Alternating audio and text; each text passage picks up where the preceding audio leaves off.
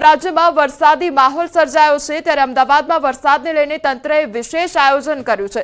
સાબરમતી નદીમાં પાણીનું લેવલ ઘટાડી દેવામાં આવ્યું છે તો ઘાટ સુધી પાણીનું લેવલ જોવા મળતું હતું, હવે સાબરમતી નદીનું તળિયું દેખાવા લાગ્યું છે, જેથી ભારે વરસાદની પરિસ્થિતિમાં પાણીનો તાત્કાલિક નિકાલ થઈ શકે।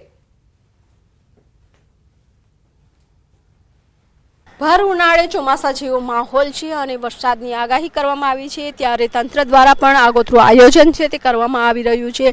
અમદાવાદ સાબરમતી જે રિવર છે તેમાંથી પાણીનો નિકાલ છે તે કરવામાં આવી રહ્યો છે, પાણીનું લેવલ છે તે ઘટાડી દેવામાં આવ્યું છે। અત્યારે આ સાબરમતીના દ્રશ્યો છે, આપ જોઈ શકો છો કે સાબરમતીનું જે પાણી છે તે ઘાટ સુધી ભરેલું હોય છે, પરંતુ આ ઘાટથી પણ નીચે એટલે કે જે નદી છે તેનું તળિયું દેખાય તેટલો પાણીનો નિકાલ ત્યાં સુધી પાણીનો નિકાલ છે તે કરી દેવામાં આવ્યો છે। આગોતરું આયોજન કરવામાં આવ્યું છે કારણ કે જ્યારે સાબરમતી નદી છે બે કાંઠે વહેતી હોય છે તેઓ અને વરસાદ થાય છે તો શહેરના જે વિસ્તારો છે તેમાંથી પાણીનો નિકાલ છે તે ઝડપથી થતો નથી, ત્યારે તંત્ર દ્વારા આયોજન કરવામાં આવ્યું છે કે સાબરમતીનું જે પાણીનું લેવલ છે તે ઘટાડી દેવામાં આવ્યું છે કે જેના કારણે શહેર વિસ્તારમાં વરસાદ થાય તો પાણીનો નિકાલ છે તાત્કાલિક થઈ શકે।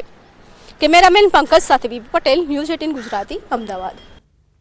આજે જીપીએસસી દ્વારા મદદનીશ પર્યાવરણ ઇજનેર વર્ગ 2 ની પરીક્ષાનું આયોજન અને સવારે 11 વાગ્યાથી પરીક્ષા શરૂ થઈ છે તો 1 વાગ્યા સુધી આ પરીક્ષા ચાલશે। અંદાજિત 15,000 ઉમેદવારો પરીક્ષા આપી રહ્યા છે। અમદાવાદ અને ગાંધીનગર પરીક્ષા કેન્દ્ર પર પરીક્ષા લેવામાં આવી રહી છે। તમામ કેન્દ્રો પર સુરક્ષા વ્યવસ્થા પણ ચુસ્ત રાખવામાં આવી છે।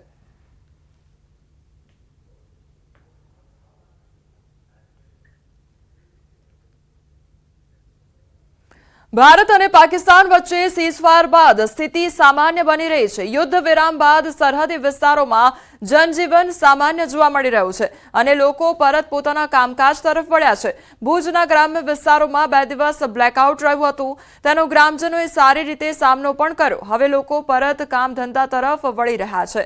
तो आ तस्वीरों बंने जोई लो कि ज्यां आगळ हवे परिस्थिति सामान्य जोवा मळी रही छे। शांतिपूर्ण माहोलमां हवे लोको जीवी रह्या छे।